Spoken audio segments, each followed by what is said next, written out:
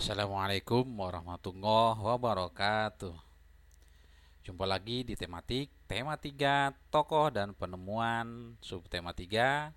Ayo menjadi penemu. Pembelajaran 1 dan 2. Bagaimana kabarnya anak-anakku hari ini? Alhamdulillah ya. Mudah-mudahan kita semua selalu diberikan kesehatan oleh Allah Subhanahu wa taala dan tetap semangat tentunya ya.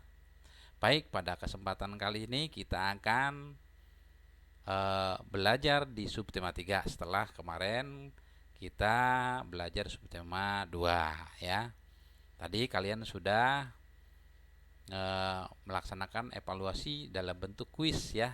Bagaimana kuisnya? Menarik bukan? Ya, bagi yang belum nanti bisa WA ke Bapak ya, biar nanti bisa dikerjakan lagi kuisnya. Bagi yang sudah, selamat ya. Bagi yang sudah nilainya bagus. Bagi yang belum, tetap semangat juga ya untuk meningkatkan kemampuan kalian atau meningkatkan hasilnya nanti di subtema 3 ini.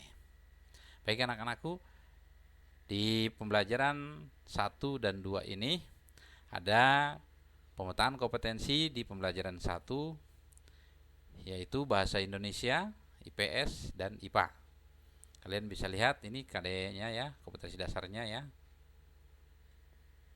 Masih sama dengan KD-KD sebelumnya ya. Baik, dan kemudian ini pemetaan kompetensi dasar di pembelajaran keduanya. Ya, kita akan gabung pembelajaran 1 dan 2 ini ya, agar materinya cepat selesai. Di pemetaan kompetensi dasar pembelajaran 2 ini ada PPKN dan SBDP. Ya, kalian bisa baca di sini ya. Oke. Kemudian setelah ke pemetaan kompetensi dasar kita ada tujuan pembelajaran ya.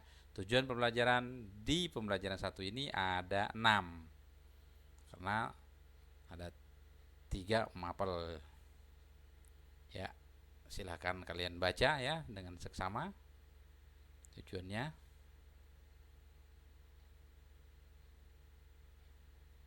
Baik, kalau sudah kita lanjut ke tujuan pembelajaran kedua. Di sini ada 4 ya. Menyebutkan contoh-contoh tindakan yang menunjukkan tanggung jawab atas hak dan kewajiban dan kehidupan sehari-hari dengan benar. Ya, dan yang keempatnya memainkan lagu Mariam Tomong sesuai dengan interval nada dengan tepat. Baik, itu tujuan pelajaran 2.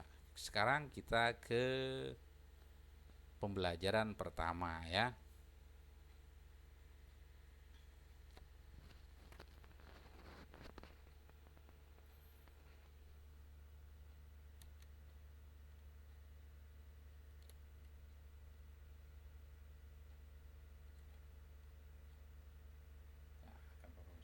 Ya.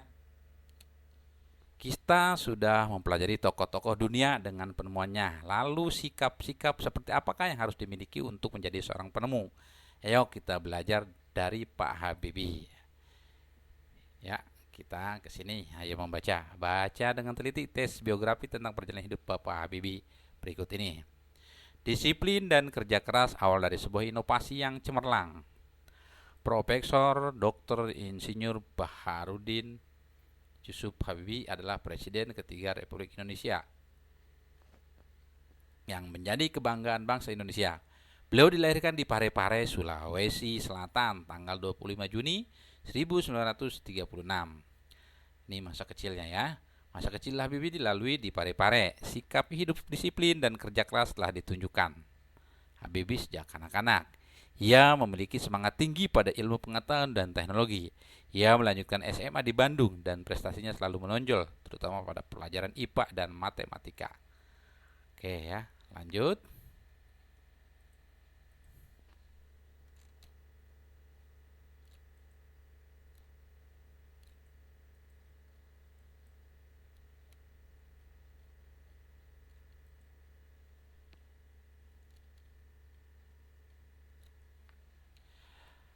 Perjuangan keras di perantauan didukung oleh kemauan keras untuk belajar. Selepas SMA beliau masuk di ITB, Institut Teknologi Bandung. Kemudian mendapatkan beasiswa untuk melanjutkan kuliah di Jerman, jurusan konstruksi pesawat terbang. Ia bertekad bulat untuk bekerja keras dan harus sukses. Habibie selalu menggunakan musim liburannya dengan bekerja, mencari uang untuk membeli buku sebagai pendukung sekolahnya.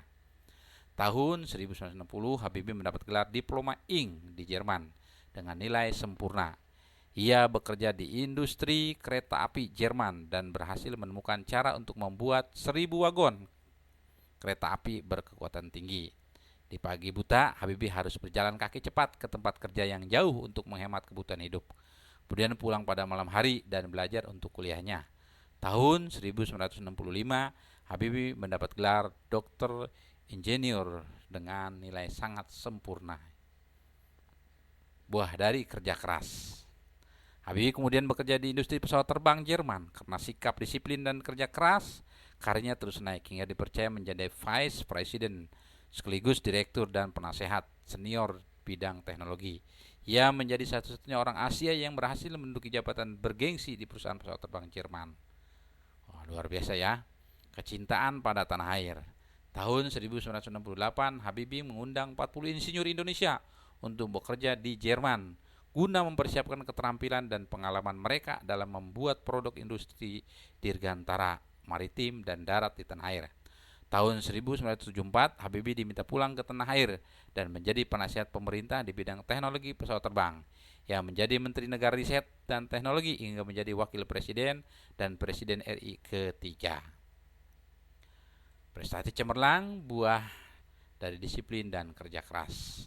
Habibie menyumbang berbagai penemuan dan sejumlah teori di bidang konstruksi pesawat terbang, seperti Habibie Vector, Habibie Term, dan Habibie Method, yang dipakai oleh universitas di seluruh dunia. Ia dijuluki sebagai Mr. Crack karena menemukan rumus untuk menghitung cacat badan pesawat terbang.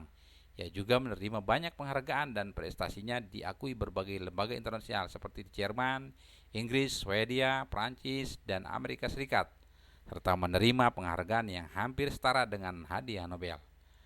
Habibie, Bapak Teknologi Indonesia. Tahun 1976, Habibie mendirikan industri pesawat terbang pertama di kawasan Asia Tenggara, yaitu PT Nurtonio dan industri strategis lainnya.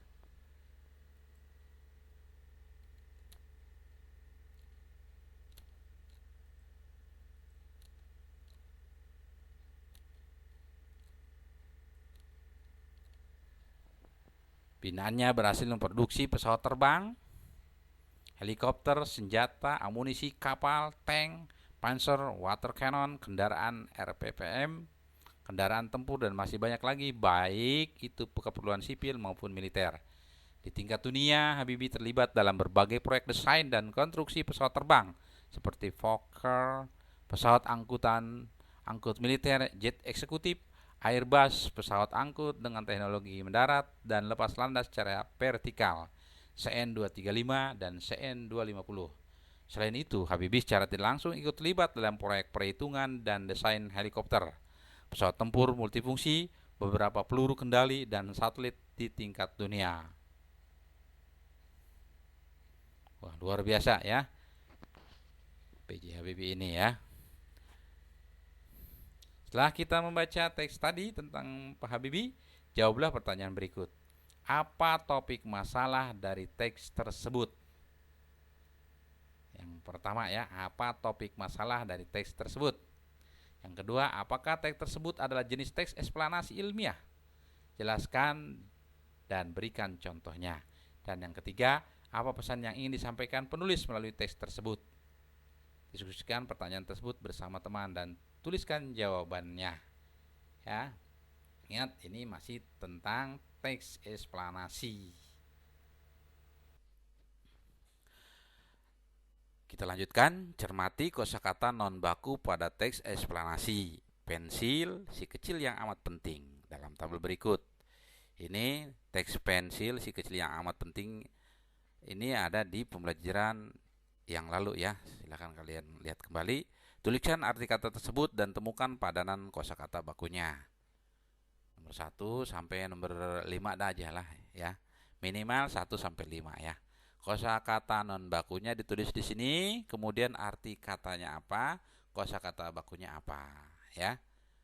Kalian sudah di pembelajaran terdahulu sudah dijelaskan tentang kosakata baku dan kosakata tidak baku.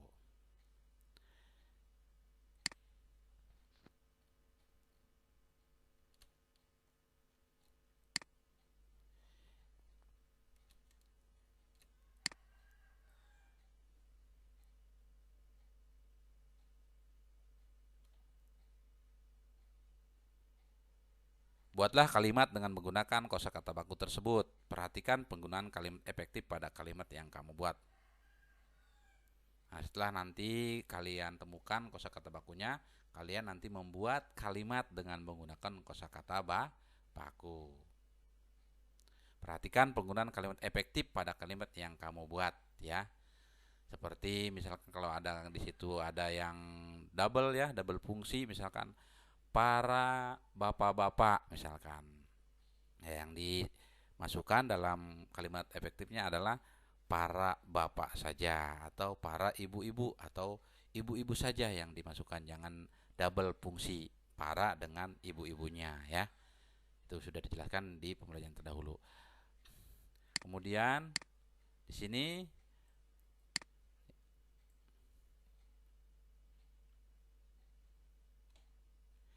Habibie dengan penemuannya telah memberikan manfaat yang cukup besar terhadap dunia transportasi, khususnya pada transportasi udara. Bagaimana pengaruh alat transportasi terhadap kehidupan ekonomi masyarakat Indonesia? Nah, ayo berdiskusi. Silakan kalian amati, ya. Amati proses distribusi dalam kegiatan ekonomi berikut.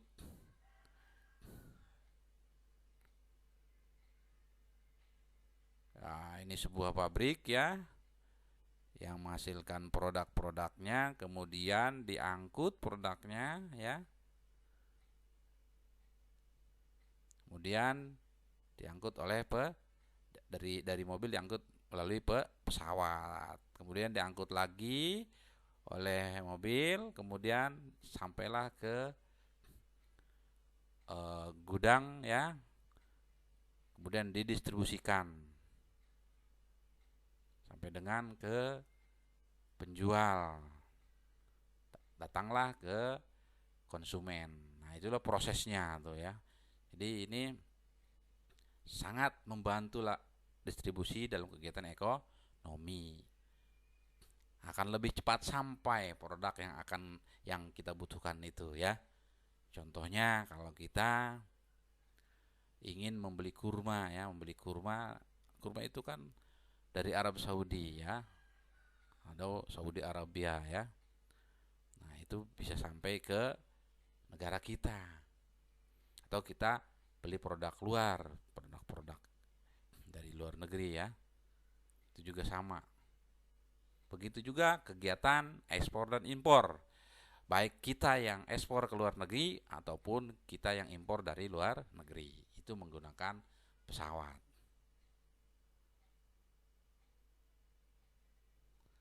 Berarti sangat membantu. Baik, kita lanjutkan.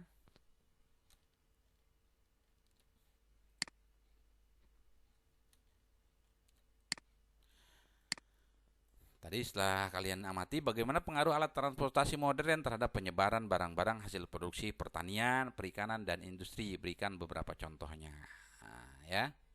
Nah, ini bidang pertanian, bidang perikanan, dan industri. Semua ini bisa dilaksanakan atau dilakukan melalui transportasi udara.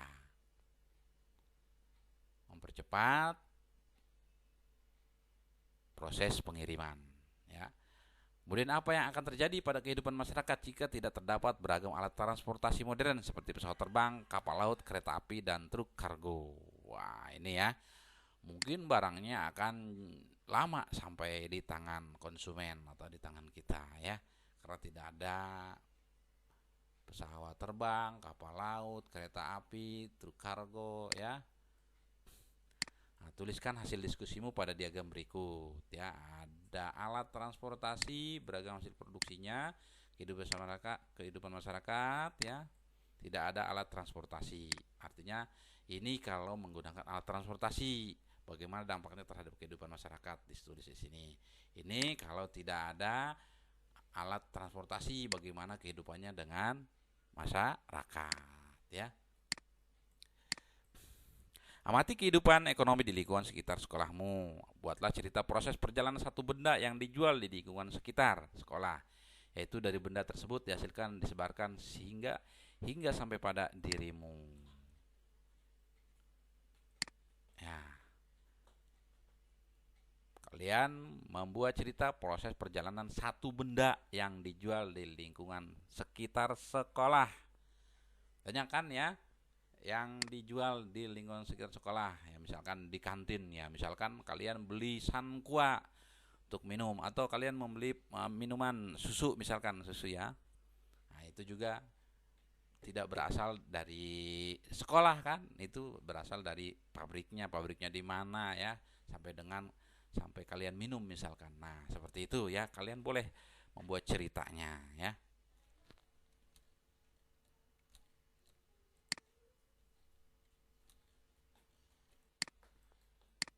Ceritamu dapat dalam bentuk tulisan atau gambar. Buatlah dengan jelas, rapi, dan menarik. Ya, oke, itu ya. Kemudian mengamati. Sekarang ke IPA. Amati rangkaian seri dan rangkaian paralel yang telah dibuat pada pertemuan sebelumnya. Diskusikan bersama teman untuk menemukan persamaan dan perbedaannya. Tuliskan dalam diagram pen berikut. Rangkaian seri, rangkaian paralel. Nah, ini dibuat diagram pennya ya. Rangkaian seri itu apa kelebihannya, rangkaian paralel itu apa kelebihannya, kemudian apa kekurangannya dari masing-masing rangkaian. Ini dibuat dalam diagram pen.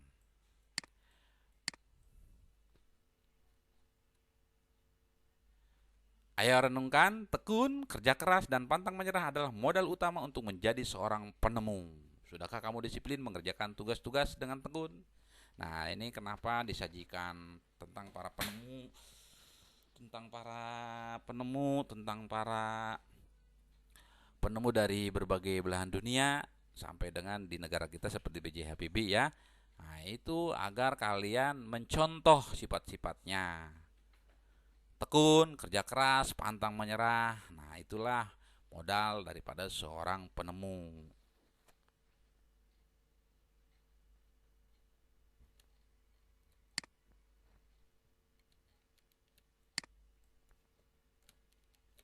Sudahkah kamu bekerja keras untuk menemukan jawaban dari beragam masalah saat mengerjakan tugas-tugas? Ya, misalkan ini banyak tugas yang belum dikerjakan ya, tugas-tugas sekolah. Sudahkah kamu berpendirian teguh dan pantang menyerah saat beberapa kali percobaan gagal? Nah, ya, ini kalian yang tahu sendiri ya. Kerjasama dengan orang tua, diskusikan bersama orang tua di rumah tentang pentingnya sikap kerja keras dan pantang menyerah. Minta orang tuamu bercerita tentang pengalaman mereka saat mengalami kegagalan dalam perjalanan hidupnya. Itulah pembelajaran di pembelajaran 1 anak-anakku ya. Sekarang kita lanjut ke pembelajaran 2.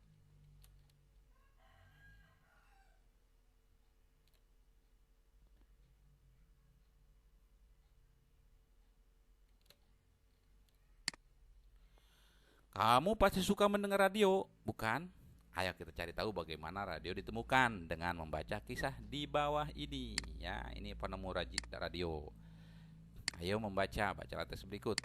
Guglielmo Marconi, sang penemu radio, lahir di Bologna, Italia pada 25 April 1874. Sejak kecil ia menunjukkan minat pada bidang fisika dan elektro. Pada tahun 1895 ia memulai penelitiannya sampai menemukan telegraf tanpa kabel. Ini merupakan cikal bakal radio. Pada tahun 1897 Marconi mempresentasikan hasil temuannya, alat komunikasi dengan menggunakan sinyal tanpa kabel yang mampu menjangkau jarak 19,3 km. Itulah radio yang hingga saat ini dirasakan manfaatnya oleh kita. Tahun 1901 Marconi berhasil membuktikan bahwa gelombang tanpa kabel temuannya tidak akan terganggu oleh lekukan bumi. Ia menyebarkan sinyal radio pertama sejauh 3.380 km sampai menyeberangi Samudra Atlantik. Penelitian Marconi terus berkembang. Selain pemancar radio, ia menemukan perangkat komunikasi yang lain yang menggunakan gelombang tanpa kabel, yaitu telegram, radio, dan teknologi radar. Atas jasa yang sangat bermanfaat bagi perkembangan ilmu pengetahuan, Marconi menerima banyak penghargaan. Penghargaannya antara lain Nobel di bidang fisika dan gelar kehormatan dari Kaisar Rusia. Berdasarkan teks di atas, jawablah pertanyaan berikut.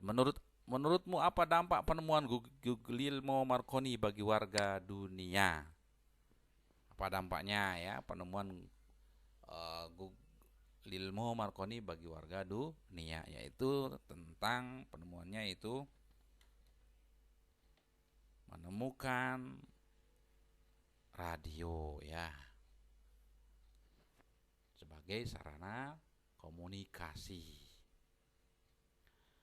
Kemudian apa yang akan terjadi jika Guglielmo Marconi tidak menemukan radio? Ya, diskusikan jawabanmu dengan seorang teman atau dengan orang tua kalian ya. Dulu radio itu benar-benar ya sampai saat ini juga sebagai alat untuk informasi ya, informasi dan komunikasi. Guglielmo Marconi menemukan radio dan membawa banyak manfaat bagi penduduk dunia. Lalu bagaimana kita memanfaatkan temuannya dengan bijak? Ayo kita pelajari.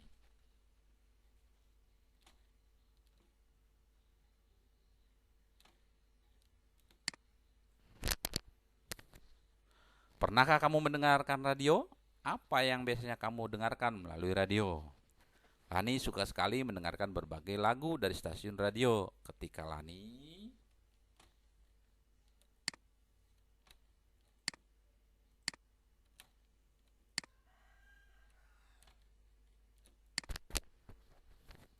mendengarkan radio di kamarnya, volume suara radio itu keras hingga adiknya yang sedang belajar merasa terganggu. Menurutmu apakah Lani sudah menggunakan hak dan kewajibannya secara seimbang? Jelaskan alasanmu. Ya, boleh diisi nanti ini ya. Ya, meskipun Lani punya hak mendengarkan radio, adik Lani juga mempunyai hak untuk belajar dengan nyaman. Hak Lani dibatasi oleh hak orang lain. Lani harus bertanggung jawab menggunakan haknya. Selain itu, setiap anggota keluarga mempunyai kewajiban untuk menjaga kenyamanan di rumah. Berilah pendapatmu tentang kegiatan berikut. Apakah dia sudah melaksanakan hak dan kewajibannya dengan tanggung jawab? Nah, ini ada gambarnya ya. Gambar ini menggunakan hak dengan tanggung jawab. Kira-kira ini, wah. Melaksanakan kewajiban dengan tanggung jawab. Ada hak, ada kewajiban. Ini kayaknya waduh, belum saatnya ya. Udah gitu boncengan 3 orang lagi. Apakah berhak ini? Ya, kalian bisa jawab sendiri ya.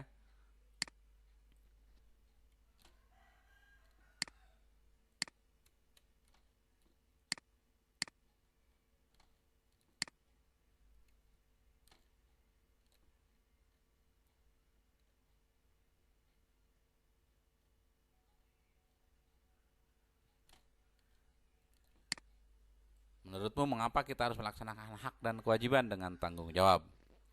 Ini tulis ya. Ini sudah dijelaskan di pertemuan yang lalu ya, apa itu hak, apa itu kewajiban. Apa yang terjadi jika kita tidak melaksanakannya?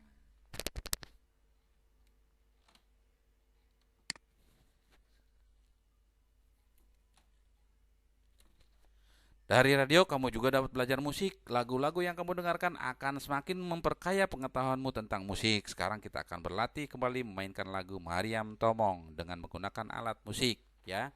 Ini masih sekitar lagu Mariam Tomong ya. Yang kemarin alhamdulillah sudah ada yang mengirimkan lagu Mariam Tomongnya dengan menggunakan pianika.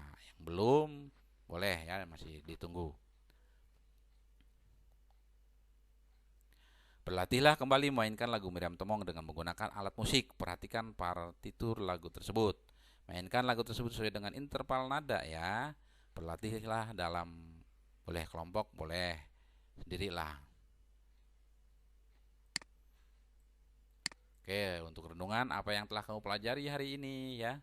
Tadi kita sudah banyak belajar dari pembelajaran 1 dan pembelajaran 2, yaitu tentang seorang penemu ya. Seorang penemu B.J. Habibie ya. Kemudian yang kedua eh, Guglielmo Marconi ya, penemu radio. Apakah penemu radio membawa manfaat bagi kamu? Ya, ini kalau ada manfaatnya silakan kalian tulis. Ya, untuk untuk direnungkan saja. Sikap apa yang dapat kamu contoh dari Guglielmo Marconi? Ya, kerjasama dengan orang tua, sampaikan kepada orang tuamu tentang penemuan radio. Ya, kalian boleh cerita tuh, bagaimana Guglielmo itu